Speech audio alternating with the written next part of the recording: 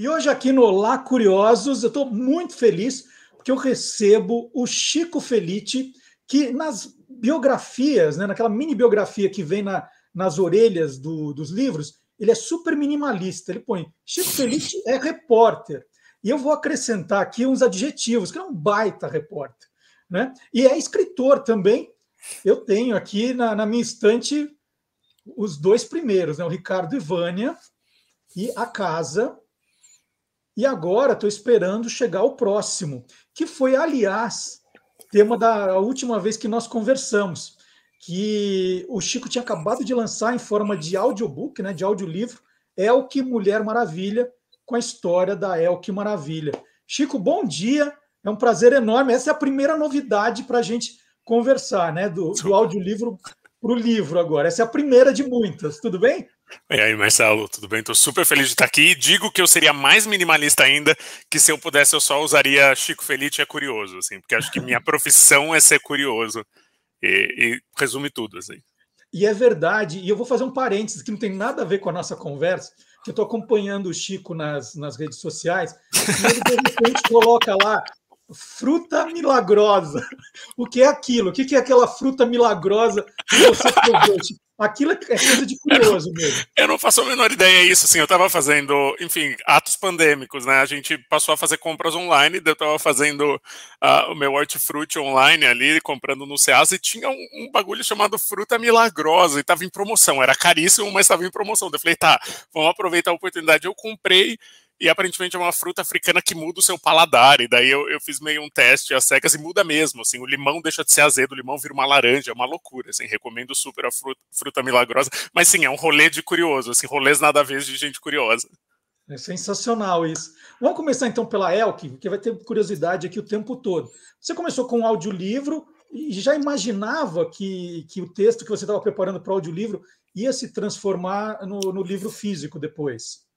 Ah, eu torcia muito, assim, não tinha nada certo, nunca tem, assim, acho que quando me chamam para fazer um audiolivro é só o audiolivro, qualquer coisa que vá sair daí não depende muito de mim, depende do interesse de uma editora e tal, mas eu torcia, eu sempre torço, porque eu acho a Elke uma artista tão popular que acho que quanto mais coisa tiver, tem que ter a série também, tem que ter o filme, tem que ter o cordel, tem que ter a peça, porque ela era uma artista do povo, né, e acho que quanto mais chegar no povo, essa história dela, que é uma história incrível, melhor, assim. É incrível por quê? O que você destaca assim do que as pessoas não conheciam de fato da Elke Maravilha? Cara, a começar que ela foi tudo, né? É difícil dizer, tem sempre o epíteto ali, você diz, sei lá, Anitta cantora. No caso da Anitta, cantora e empresária, né? Ela merece também, porque ela é uma baita empresária. Mas é o que maravilha, é difícil ligar o nome dela a uma profissão, né? Porque ela foi uma das maiores modelos do Brasil, ela estudou medicina, ela estudou filosofia, ela estudou letras, ela foi bancária, ela foi secretária trilingue, antes de aprender outras línguas, porque no fim ela aprendeu 6, ela falava 6.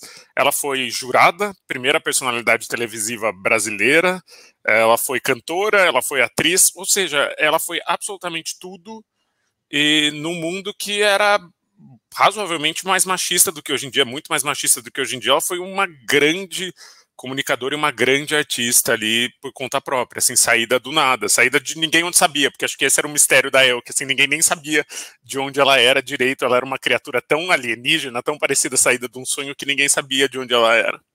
E um dos pontos altos do livro que a gente comentou na época é que ela se vendia, né, como russa, e não era isso, ela nasceu na Alemanha, isso foi uma descoberta tua com a certidão de nascimento, né, Chico?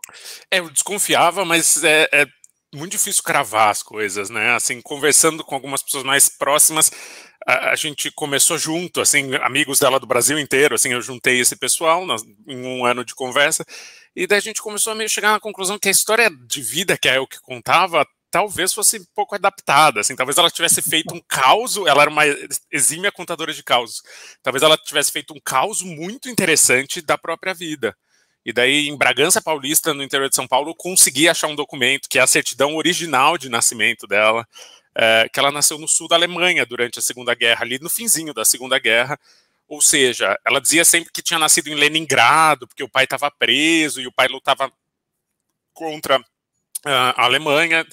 E parece que não foi muito o caso. Assim, o que eu posso afirmar é que ela era alemã, ela não era russa. Assim, ela tinha, claro, sangue russo, que o pai dela era um russo expatriado, mas ela nasceu em território alemão, numa cidade razoavelmente pacata durante a Segunda Guerra, e daí vieram várias outras adaptações que a gente descobriu que a vida dela não era exatamente como ela tinha contado, e que talvez ela tenha criado um personagem muito interessante, que conquistou um país inteiro, mas sempre dando uma adaptada ali na realidade, o que eu acho válido e acho que só engrandece. A Elke morreu já há 5 anos, né? Pelas contas que eu estava fazendo, ela morreu há 5 anos, com 71 anos. Você chegou a conversar com ela, já estava com o projeto do livro quando ela estava viva ainda, Chico? Ou foi tudo depois? Não, cheguei. É uma loucura a história desse livro, porque, teoricamente, ele é meu primeiro livro, assim, se for considerar o período de gestação, porque eu, moleque sem noção e muito curioso, com 19 anos, ainda na faculdade, eu decidi que eu ia fazer a biografia dela, que maravilha, sem ninguém pedir, assim, não era um projeto, não era nada, descolei o telefone dela, nós estamos falando de 2006, liguei no apartamento dela no Leme, no Rio de Janeiro, e na caruda, eu falei, ó, quero escrever um livro sobre seu... E ela era uma pessoa do sim, ela não dizia não. Então ela dizia sim não só para mim, ela dizia sim para qualquer maluco que cruzasse o caminho dela. E a gente começou a se encontrar, e foram 10 ou 11 encontros aqui em São Paulo, quando ela vinha, com entrevistas gravadas, e eu não sabia muito para fazer o quê. E no fim não fiz nada. Por anos eu não fiz nada, até que ela morreu, daí eu escrevi o obituário dela para a Folha de São Paulo, e depois desse obituário, depois de anos, em 2018, me convidaram a pegar essas entrevistas que eu nunca tinha feito nada, nessas horas e horas de conversa, e complementar com tipo, viagens pelo Brasil, porque ela morou no Brasil inteiro, e outras centenas de entrevistas, e fazer um perfil da vida dela. E eu fiz feliz, assim, foi um dos trabalhos mais legais que eu já fiz na minha vida. Muito bacana. O Rui Castro diz, quando a gente está fazendo uma biografia, diz que o melhor biografado é o que já está morto, já há algum tempo, né? Porque ele não tenta vender tanto só a versão dele, as pessoas em volta, elas se permitem a falar algumas coisas que ela não falaria com as pessoas vivas. No seu caso, como isso influenciou? Assim, você conversou com a Elke, mas depois conversou com outras pessoas depois que ela tinha morrido. Como é que ficou isso, Chico, agora que você tem esses trabalhos de biografias? Acho que teria sido completamente inviável com ela viva, porque ela odiava a ideia. Ela odiava a ideia de ser biografada. Ela falava, biografia é para o Alexandre o Grande e para Simone de Beauvoir, não para mim, eu não sou ninguém. E ela impedia objetivamente, assim, então no obituário que eu escrevi para a Folha, eu meio contava como era impossível entrevistar a Elke, porque ela falava o que ela queria, assim. A começar que ela embebedava todo mundo que ia tentar entrevistá-la, então era sempre numa mesa de padaria ou de boteco e as pessoas iam ficando bêbadas. Tem uma história maravilhosa de um grupo de alunas da Casper Libero na época que fez um documentário sobre a Elke. Daí o pai de uma das alunas liga para ela, na época que quase ninguém tinha celular, essa estudante tinha. Liga para ela, ela atende e o pai percebe que ela tá meio bêbada e são 11 da manhã e ela tá bêbada com a Elke numa padaria. O pai fica bravo, vai pegar essa aluna, corta para meia hora depois, o pai também está bêbado no colo da Elke, brincando de cavalinho, assim, ela tinha um poder de levar as pessoas para onde ela quisesse, ali, de controle pelo charme, pelo carisma, que ela conseguiu fazer com que ninguém a biografasse em vida, e só foi possível depois da morte dela, justamente por isso que você disse, Marcelo, porque as pessoas se abriram, e não é todo mundo, assim, acho que ela era uma artista tão carismática e com fãs tão fiéis, que tem gente que encrenca até hoje. Por exemplo, eu fui ver a primeira resenha do livro na Amazon, ou segunda, é de um fã que eu sei quem é, dizendo que era um absurdo eu dizer que ela nasceu na Alemanha e que ela pediu para ir para a TV Globo e que isso é violar, e quem conhece a Elke bem, então vai ter sempre, assim, acho que quando você está lidando com gente que é muito amada, você vai ter sempre um protecionismo da imagem da pessoa. Eu só não entendo proteger do quê, assim, porque para mim contar que ela criou esse personagem e contou um monte de lorota, inclusive para os 8 maridos delas, os 8 maridos dela, um dos 8 maridos sabia que ela era alemã, o resto tudo caiu na lorota, então eu só acho que isso faz dela um personagem mais interessante, assim, mas entendo que tem as pessoas muito próximas, ainda mais quando é alguém tão carismático, elas querem muito proteger a imagem da pessoa, então é uma corda bamba ali que a pessoa que vai biografar precisa andar, assim, entre trazer a verdade e mostrar o quanto essa pessoa foi extraordinária, porque a verdade vai mostrar o quanto essa pessoa foi extraordinária. Você conseguiu falar com quantos dos maridos dela para o audiolivro e depois para o livro? 5 de 8. Bom, Porque hein? um sexto já morreu, teve um que eu encontrei que não quis falar comigo, e teve um que desapareceu da face da Terra. Essas coisas é o que maravilha, assim, pessoas que desaparecem da face da Terra, Mas ela que não te ninguém ajudou a sabe. encontrar os maridos, assim. Não, Foi não, não, não, tudo... foi tudo depois. Isso foi tudo depois da morte dela, já em 2018, na apuração. E todos, é isso, assim, se teve uma mão na roda muito grande na investigação desse livro, é que as pessoas, ninguém rompeu com a Elke em maus termos, assim, inclusive os maridos, todos terminaram com amor e com uma amizade, com uma coisa, então não era uma pessoa malquista, não era uma pessoa que era difícil de conseguir entrevista, todo mundo quer falar da Elke, você pede uma entrevista, as pessoas falam felizes e começam a falar e desatam a falar 2 horas e chorar, então é muito fácil, é muito prazeroso para quem, menos o Silvio Santos foi a única pessoa que se recusou e bateu a porta na minha cara, Ah, é? literalmente, Conta essa história, Chico, como é que foi? é, é Você o não foi que no Jaca, não, né? fui no Jassa, é o único lugar Ah, de entrevistar o Silvio é ir no Jassa. Assim, se você trabalha com jornalismo e sabe que você precisa entrevistar o Silvio Santos, você faz plantão na porta do Jassa muito cedo, porque ele vai tipo 7 da manhã. E isso eu já tinha entrevistado ele lá várias vezes para a Folha de São Paulo, trabalhei muito tempo na Folha, eu sabia desse macete. Assim, você quer entrevistar o Silvio Santos, você amanhece no Jassa e fica esperando ele chegar, porque todo dia de gravação ele vai arrumar a peruca no Jassa. E várias vezes ele já tinha me recebido, ele imagino me conheça, ele já me puxou para dentro do Jassa em outras ocasiões e me deu uma entrevista de meia hora, o que é muito raro. Agora, é o que eu tentei algumas vezes e na última eu falei, e ele olhou para mim e falou, tá fazendo a biografia da Maravilha, né? Daí eu falei, Silvio, e o que você acha disso? Acho maravilhoso. E o que você tem a dizer sobre a Elke? Eu não tenho a dizer nada. E ele literalmente bateu a porta do cabeleireiro na minha cara porque eles não se davam bem. Porque a Elke achava o Silvio Santos americanizado demais, capitalista demais, eles tinham perrengues pesados, ela desafiava as ordens dele, tanto quando ela era jurada, quando ela teve o próprio talk show ali na década de 90, e o Silvio Santos achava a Elke um mal necessário, assim, o Leão Lobo me contou anteontem, assim, o Leão Lobo está entrevistado no livro, mas a gente continua conversando, que o Silvio perguntava para os outros jurados o que a Elke Maravilha tem, por que o povo gosta tanto dela, porque ele mesmo não entendia. uhum. E tem um episódio que você conta que ela perdeu a nacionalidade brasileira, né? Ela aprontou alguma e virou apátrida, foi isso? Foi, inclusive outro episódio que ela adaptava para contar. O que aconteceu foi, Elke modelo, isso talvez muita gente não saiba, mas ela foi uma baita modelo. Assim, ela era a maior modelo do Brasil no começo dos anos 70. Ela e a Iuruá.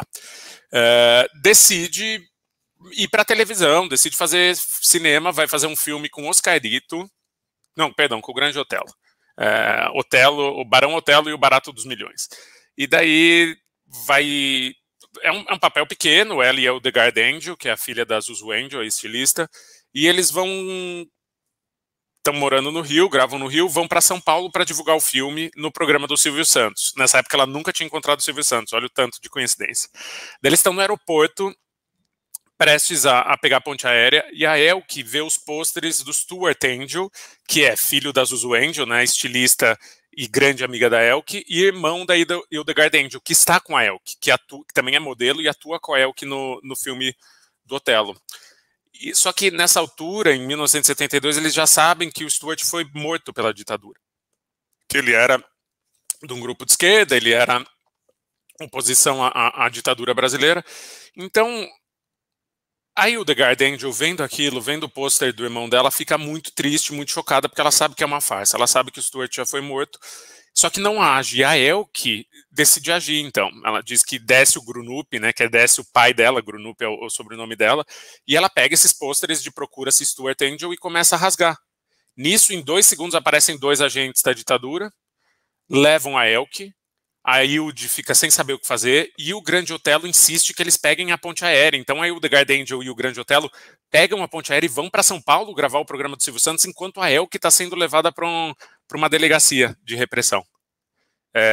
Ainda bem que a Elke nessa altura já tinha fãs, um fã da companhia aérea, que trabalha na companhia aérea, larga o posto dele e segue a Elke, só para dizer que, tipo, só para saber onde ela está sendo levada e contar para a imprensa e tal, e conseguem fazer com que o consulado alemão entre no esquema, enfim, daí a Elke fica só alguns dias detida, dá um chá de canseira nos agentes da ditadura, porque ela se faz de louca, ela canta Pena Branca e Chavantinho no momento do interrogatório. Ela diz que tomou um tapa e que foi essa a única violência que ela sofreu, mas ela não acaba sendo presa, ela só fica prendida alguns dias e sai da cadeia apátrida. Na realidade, ela já tinha entrado, ela contava que saiu da cadeia apátrida, que tinha tido os documentos cassados, mas eu também encontrei os documentos dela e descobri que ela já estava apátrida antes, porque ela tinha esquecido de pedir renovação do RG brasileiro dela. Então, enfim, mais uma história adaptada, mais maravilhosa de Oh, Que Maravilha.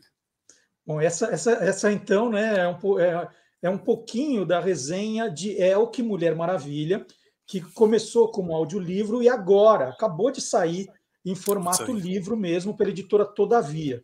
Inclusive, o Chico publicou uma foto dele com uma pilha de livro, até não poder mais, que ele fez os autógrafos lá, vendidos na pré-venda, foi sensacional. Então, esse é um tema. Mas o tema que motivou, né, quando a gente começou a conversar sobre a entrevista, eu estava um belo dia ali procurando um podcast para ouvir e vem aquelas sugestões, né? Veio uma sugestão do Spotify. Além do meme, já tem a ver comigo. Aí vem perfil de pessoas que tiveram suas vidas mudadas depois de viralizarem na internet. Eu falei, opa! Aí veio o principal, de Chico Felitti. Falei, não, eu tenho que ouvir isso, né? E aí, assim, curti demais. E eu comecei de trás para frente, viu? Eu comecei do 10. Você começou pelo Menino do Bar Mitzvah? É. Sinto muito, porque é um episódio meio para fechar mesmo, assim, é para jogar a granada embora, assim, acho que começar dele deve ser meio desesperador. Mas assim, foi espetacular, porque a tentativa de encontrar o personagem, mostrando como você descobriu onde ele estava, né? A tua delicadeza de não falar o nome dele no episódio todo, foi espetacular. E mostra muito, né, que eu acho que a tua principal característica de apresentar a história de pessoas comuns, né, pessoas normais, mas que viveram situações inusitadas, né? Como foi a tua curadoria para encontrar primeiro os nomes, né? Imagino que você fez uma lista maior e chegou exatamente, a esses 10. Exatamente, é isso. Né? Assim, para 10 episódios são no mínimo 40 investigações que eu começo. Porque às vezes você chega num beco sem saída, você não consegue encontrar a pessoa, às vezes você encontra e a história narrativamente não é tão interessante, não vai render ali 40 minutos, uma hora de escrita, né, de roteiro. E também tem a questão de ter diversidade. Acho que para mim é muito importante ter meme velho, meme novo, meme em diferentes partes do Brasil, às vezes meme fora do Brasil, meme que é da minha geração, meme que é da molecada do TikTok, meme que é de hétero, meme que é da comunidade LGBTQIAP+. Eu tento, no melhor dos mundos, ter para todo mundo, assim, porque se dependesse só de mim, só ia ter meme gay, só ia ter a Gretchen e a Beth do Trote, assim, mas eu tento pegar públicos diferentes, assim, e contemplar todo mundo. Então, mas é isso, assim, é muito mais, foram literais, para 10 episódios, 40 investigações. E as outras 30, de fato, você iniciou e elas podem ser usadas em novas temporadas, não é que cara, veio a ideia... às vezes morre, assim, por exemplo, o Gemidão do Zap, agora eu vou te dar um spoiler, eu amaria fazer o Gemidão do Zap, porque é maravilhoso, eu acho o meme mais universal do Brasil, assim, porque pega todo mundo já caiu, todo mundo sabe o que é. Eu descobri quem é a voz do Gemidão do Zap, mas ela não quer falar de jeito nenhum. Então, daí meio mata o episódio, sabe? Porque a busca em si não seria a história seria, vamos ouvir a voz do Gemidão do Zap falando o que isso fez com a vida dela, assim, mas ela não tá disposta, então, às vezes eu morro com a frustração de, essa história não vai dar para contar. Ô Chico, um repórter como você, né, que conta esse tipo de história, eu imagino, né, essa é uma pergunta para você, gosta de usar gravador, de ficar ouvindo as pessoas, ou é melhor para a pessoa se abrir mais, né? Como a gente está fazendo aqui, estamos conversando, aí depois você vai fazer uma anotação, vai lembrar de alguma coisa. E para fazer os podcasts, você tem que estar ali gravando o tempo todo com as pessoas. Como é que é essa parte da tua apuração com, né, com esse contato com as pessoas? Gravo, não gravo? Primeiro eu converso, agora vamos gravar? Ou não, vou perder a espontaneidade? Como é que Exatamente. Cara, é muito difícil. Eu tô sofrendo tanto com isso, assim, porque com podcast não tem jeito. Assim, você precisa gravar o tempo inteiro Porque você nunca vai conseguir reproduzir. Então, sei lá, eu encontro a Narcisa Tamborindeg na rua e ela começa a gritar comigo. Se eu não estou gravando naquele momento, perdeu. Eu nunca mais vou conseguir ter essa mágica do áudio. Só que é uma chaticezinha técnica, assim, porque é um gravador mais profissional e muito sensível, assim. Então, você precisa... Não é que você deixa em cima da mesa, você precisa estar muito próximo da boca de quem você está entrevistando para ficar um som cristalino. Ele é muito sensível a barulho, ele é muito sensível a vento. O que para mim é horrível, porque eu sou, você bem disse, assim, eu sou 100%, eu só quero estar com a pessoa, assim, é uma coisa até de meio, eu me fecho pro mundo quando eu tô conversando com alguém, eu não reparo em nada que tá acontecendo próximo, eu tô só interessado naquilo, e daí preciso ficar lembrando o tempo inteiro, tá, então precisa trazer o gravador na boca, então precisa... Tem gente que usa até boom, né, aquele microfone grande de gravação em estúdio, que parece um rato que fica pendurado num... Mas no meu caso não daria, porque mata muito a espontaneidade, mata muito... Eu gosto que as coisas sejam soltinhas, assim, e o podcast limita um pouquinho, sim, eu luto um pouquinho, sim, porque é isso, se a conversa tá ótima e tá super soltinha, mas começa a tocar o bonde das poderosas num carro muito alto do lado, matou minha entrevista. Uhum. Eu não consigo sustentar, ainda consigo usar uns segundinhos, mas não consigo sustentar uma entrevista de 1 hora com Lua Santana tocando no último volume no boteco do lado, assim, daí eu preciso mudar e tal, e isso eu ainda tô tateando, eu ainda acho um pouco frustrante, porque na hora de escrever um livro ou um texto, tanto faz, vai ser só detalhe, sabe, vai ser maravilhoso para mim que toque o bonde das popozudas no fundo, assim, e não vai interromper a conversa, não vai interromper nada, eu ainda tô tateando, ainda tô aprendendo a fazer isso. Mas admito que é difícil, assim, porque eu não iria... Tem gente que vai com equipe, eu não iria de jeito nenhum, assim. Porque acho que a partir do momento que entram 3, 4 pessoas na sua casa, você se fecha, assim, a pessoa tende a ir para dentro. Quando você começa a conversar com uma pessoa, você logo se identifica, eu sou jornalista, estou fazendo um livro, estou fazendo uma matéria, ou primeiro você vai, né, ganhando a confiança da pessoa, e aí você se apresenta na hora de fazer de fato as perguntas que te interessam, Chico? A primeira coisa que eu digo sempre, assim, o que eu sou e o que eu quero dessa pessoa. Porque acho que não muda muito, assim, acho que já estabelece uma relação de sinceridade, e você vai poder se aproximar mesmo depois, mas acho sempre bom que a pessoa saiba o que você quer dela, assim, senão pode confundir, sabe? Senão pode achar que você está se aproximando por outros motivos, e não é, eu quero uma entrevista, ou eu quero... contar a história dela, independente de como eu vá contar, sabe? É aquilo que me faz chegar perto dela, e acho que também me desarma e desarma a pessoa também. A sinceridade sempre desarma. Você dizer exatamente qual é a sua intenção, a pessoa vai também responder com sinceridade, senão às vezes você fica num joguinho meio que não leva a lugar nenhum. Dos 10 episódios da série Além do Meme, né, do podcast, qual é a melhor história de bastidores? Não a melhor história do meme, mas de bastidor.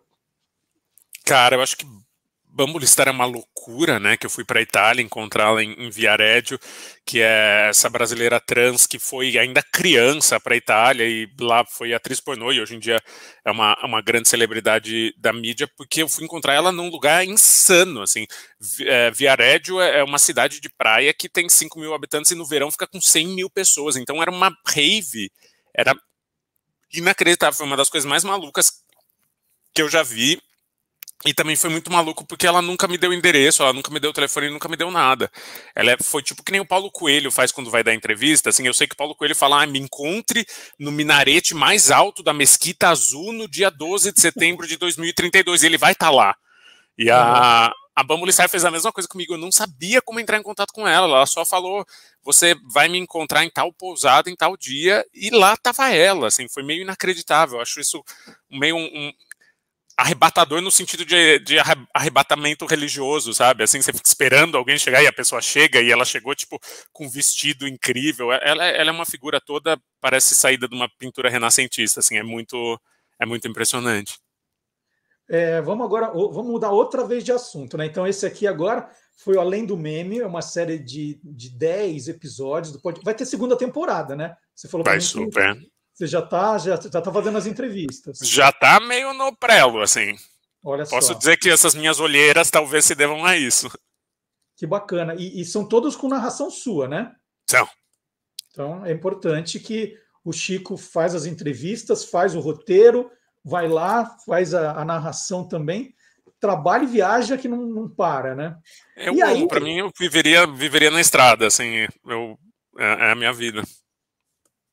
E como eu falei no começo, como as novidades com o Chico não param, aí você descobre que ele também acabou de lançar outro audiobook, outro audiolivro, né, que é o que aconteceu com o Elk lá atrás, agora é o Rainhas da Noite, a história de 3 travestis que comandaram a vida no centro de São Paulo, ali entre 1970 e 2000. Conta um pouquinho desse audiolivro novo.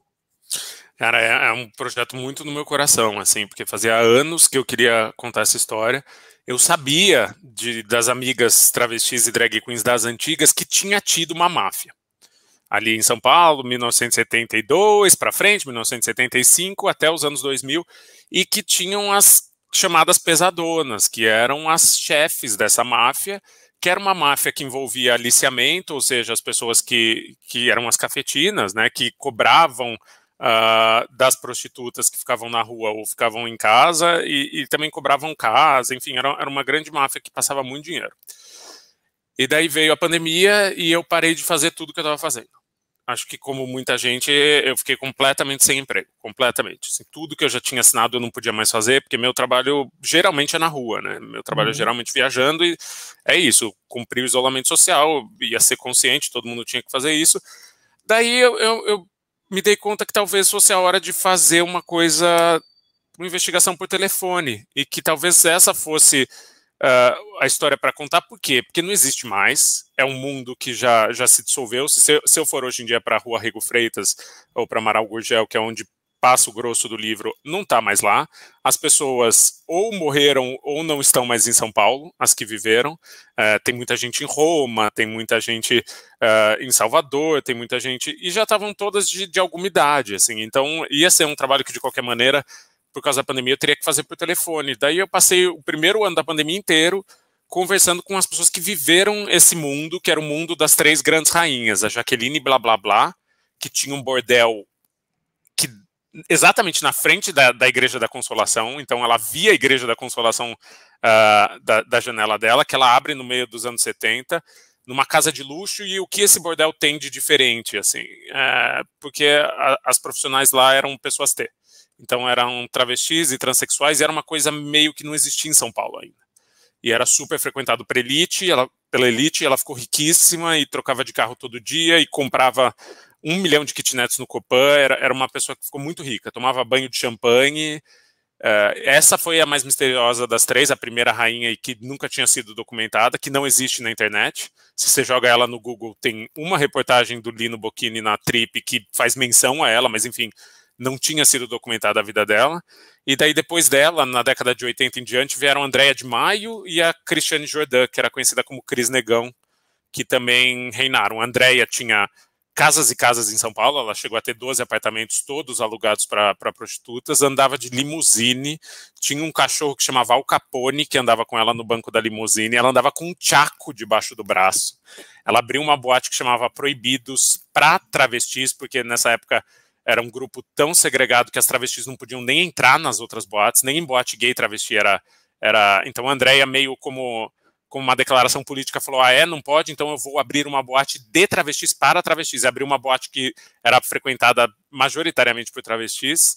E tinha a Cris Negão também, que era meio que o judiciário ali do centro, onde não existia polícia, onde a polícia só oprimia, né, as travestis. A Cris Negão era a segurança, assim. Então ela era enorme, ela era muito forte, muito alta, tinha uma faca na coxa que ela chamava de Xuxinha, uma arma que ela chamava de conselheiro, que ela guardava debaixo da peruca, e ela meio garantia a segurança das travestis que trabalhavam na rua por uma taxa. Então, um esquema meio de terceirização de trabalho do Estado comparável ao dos milicianos no Rio de Janeiro, assim. Então, e eu fui atrás da história dessas 3 pessoas incríveis para mostrar o que foi, assim, porque de fato é extraordinário, assim, boas ou ruins, porque elas cometeram muitos crimes, tem muita gente que odeia, muita gente que teme.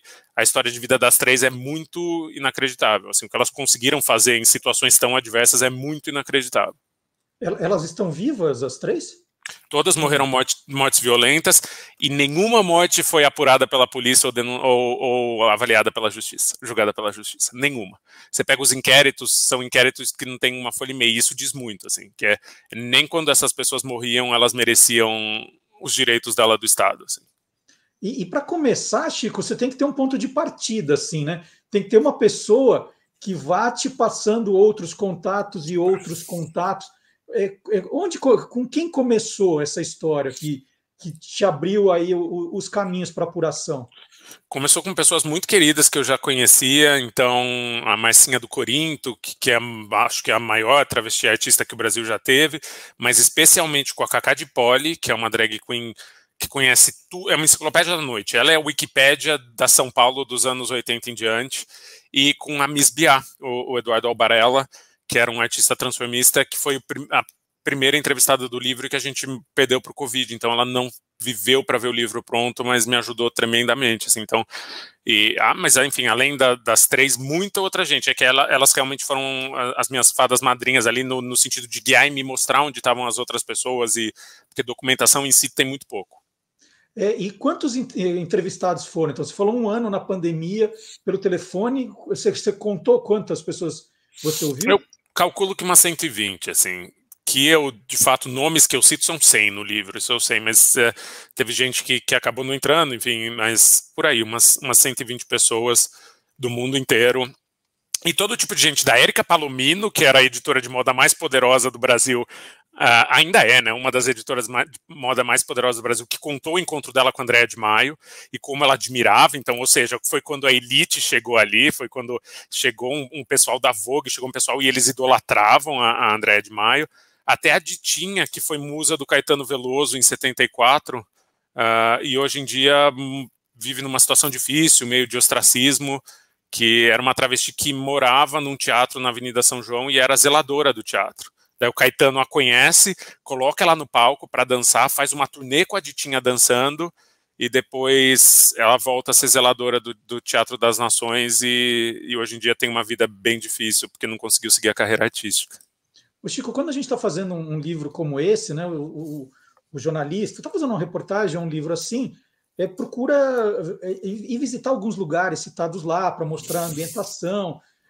Todos esses lugares que você citou, por exemplo, essa boate proibida, não existe mais. Tudo você vai dos relatos das pessoas que frequentavam. E da documentação. Algumas coisas tem. A Proibidos, por exemplo, eu dei muita sorte de ter um curta-metragem que o pessoal da Escola de Comunicações e Artes da USP fez e tem foto. A Proibidos ainda tem algum tipo de documentação. Mas o Palácio da Jaqueline Blá Blá Blá, por exemplo, que era essa mansão dela na frente da Igreja da Consolação, que era um bordel, não tem registro. Então foi 100% uma história oral das pessoas que entraram e viveram, porque não tem registro mesmo. Assim. Então, por sorte, existe uma Kelly Cunha, por exemplo, que é uma mulher trans, cabeleireira maravilhosa, que viveu e frequentou e narrava as coisas com vivacidade, por exemplo, como no fim de festa, a Andréia sempre entrava numa banheira cheia de champanhe, sabe? E as pessoas iam junto com ela e a festa ia junto com ela. Então, é o tipo de história que acabaria daqui a uns anos, porque as pessoas que viveram não vão estar mais entre nós daqui a uns anos. E eu te perguntei, quando a gente estava falando da série Além do Meme, se era você que narrava. O Rainhas da Noite não é você que narra, né? Não, é a maravilhosa Renata Carvalho, que o livro nasceu com ela em mente, assim, quando eu falei, cara, vai rolar essa história, eu vou conseguir desenrolar essa história do mundo de travestis no centro de São Paulo em 3 décadas, vai ser uma travesti, eu já sei exatamente quem, porque ela já lia, assim, eu segui ela nas redes sociais e ela já tem um projeto de leitura e ela tem uma biblioteca de temas travestis e transgêneros, e ela é dramaturga, e ela é atriz de mão cheia, e eu falei, cara, essa história tem que ser ela que vai ler, e felizmente rolou, e a narração dela, eu sou felicíssimo com ela. E onde a gente escuta, então? Vamos lá, a gente já falou, o Elk, Mulher Maravilha, agora tem na editora Todavia. Isso. O Além do Meme eu achei no Spotify. Só no Spotify, não é do Spotify, então é só no Spotify, Além do Meme. E Rainhas da Noite? Rainhas da Noite está num aplicativo que chama Storytel. Storytel. É um aplicativo só de audiolivro, que é sueco, mas está no Brasil, vai fazer 1 ano. Tem uma assinatura, mas aproveitem que tem um mês grátis e dá para ouvir tanto o Elk, que nasceu lá antes de virar livro, né? Quanto Rainhas da Noite. Então, os dois lá. Tem um mês grátis, quem quiser experimentar, dá tempo de ouvir os 2 livros, ou só o Rainhas. E é isso, assim, e tem muito, mas o acervo deles é bem legal, eles estão fazendo muita coisa exclusiva com Ednei Silvestre, com os nomes muito legais da literatura, é um campo vasto, né, de audiolivro. Eu sou fascinado, assim, eu acho que é um novo lugar para a gente criar e fazer coisas. E você já escreveu pensando depois em transformar a história em livro também. É muita diferença entre tem uma adaptação para ser feita depois, Chico. Acho que tem um pouco. Eu acho que eu já tendo a escrever como se eu falasse. É o único jeito que eu consigo. Assim, eu não consigo escrever difícil, eu não consigo escrever parágrafos de 3 páginas. Acho lindo, acho coisa de esteta, acho super de um esmero gigante, mas eu sempre vim de uma escola, talvez por ter vindo de jornal, né? Da escola da clareza, da escola da objetividade, da escola do. É difícil fazer as pessoas lerem até o fim, então vamos nos esforçar, vamos facilitar a vida delas. Então eu sou desses, assim, eu acho que eu tento não ficar no caminho da história e contar da maneira mais clara possível e mais fácil possível uma história para não perder o leitor ou a leitora. Então acho que já vai muito ao encontro do que eu naturalmente faço, mas tem ajustezinho sempre, assim. Tem coisa que você escreve e fica ótima no papel, você vai ler, você grava, fica um horror, parece que você tá com uma batata quente na boca, assim, daí é um exercício. Eu geralmente escrevo, daí gravo eu mesmo, ouço e falo, meu Deus, que palavra é essa? Ou que inversão é essa? Que não faz sentido nenhum, daí vou lá e reescrevo. Então não é que você acompanha a gravação ali para ajeitar, você se ouve primeiro. Eu me ouço, eu me imponho. Eu não quero impor para os outros, eu me imponho esse fardo e esse castigo que é se ouvir, que é horrível. O pior castigo de todos é se ouvir gravado, né? Então eu me imponho isso para tentar entregar um texto que faça sentido ser narrado, assim, porque às vezes, imagina, você abre o texto de outra pessoa e tem lá uma frase que você não consegue terminar de tão difícil que ela é, ou com um fim-som que é cheio de quina. Eu tento não entregar isso, mas às vezes entrego. Que legal. Olha só, então foi uma entrevista 3 em 1 que eu fiz aqui com o Chico Felitti, né? Começamos falando do livro Elke, Mulher Maravilha, que acabou de sair pela editora Todavia, mas tem também na Storytel o audiolivro. Falamos da primeira temporada, tá vindo aí a segunda, de Além do Meme. É incrível, gente. São episódios de 30 minutos, né? Alguns um pouquinho mais. Eu fui ficando mais ambicioso. Assim, começa super curto, daí no final tá com 1 hora e pouco, assim, mas juro, eu me contenho. Não vai ser podcast de 3 horas, nunca, nunca. Não, mas é muito bom, é muito bom. E agora, a novidade, outro audiolivro, também pela Storytel, Rainhas da Noite. Então, a história da Jaqueline Blá Blá Blá, Andréa de Maio e a Cris Negão, né? Que você falou que ela era conhecida, com a narração da Renata Carvalho. Chico, super obrigado aí pelo seu tempo. Olha, você deixou de gravar pelo menos uns 3 episódios aqui com Não, antes fosse uma hora e meia cada um. Cara, e só para deixar, enfim, registrado que eu sou muito seu fã há muito tempo e seu trabalho é muito importante. Foi importante para curiosos do Brasil inteiro. E eu, criança no interior, assim, quando cheguei, peguei seu livro, eu de verdade fiquei siderado, assim, eu enlouqueci e por muitos meses eu vivi dentro do seu livro, assim, é muito, legal, muito importante. Muito feliz, né? E olha, como eu te falei, eu sou fãzaço seu. Esse A Casa, eu posso te dizer que eu já dei de presente umas 3 pessoas. Pô, obrigado. E o Ricardo e Vânia é um espetáculo. São 2 livros que, assim, eu gosto muito do jornalismo, né? Eu brinco que as pessoas me perguntavam o que você seria se não fosse jornalista. Eu sempre digo, é uma pessoa muito triste. Eu amo jornalista e eu acho que é um trabalho nosso de paixão, né? Porque, assim, se as pessoas soubessem como o livro vende pouco no Brasil e o trabalho que você teve, com certeza, mas é muito legal, não sei, no fim, para mim, a mensagem é muito legal. Acho que a gente passou muito tempo, sei lá, com a profissão muito embaixo, mas, cara, depois de eu ter ficado velho e visto que outras pessoas fazem de verdade no dia a dia, a nossa profissão é muito legal, é muito mais legal. É muito legal, por isso que eu valorizo muito o teu trabalho, que eu acho que eu aprendo demais com o teu jeito de narrar, né, o teu jeito de contar a história. Então, parabéns, como eu te falei, eu já estou esperando, já encomendei o da Elke para completar minha coleção. Eu vou ser um daqueles autores que a gente fala assim, não, saiu, o Chico não quer nem saber do que é, pode mandar que eu vou querer ler. Muito obrigado. Maior elogio. Obrigado, meu caro, eu adorei. E olha, não é só o Chico que fica experimentando essas frutas milagrosas, não. O mundo inteiro é curioso, que é o que a gente vai ver agora aqui no nosso programa. Obrigadão, Chico. Adorei.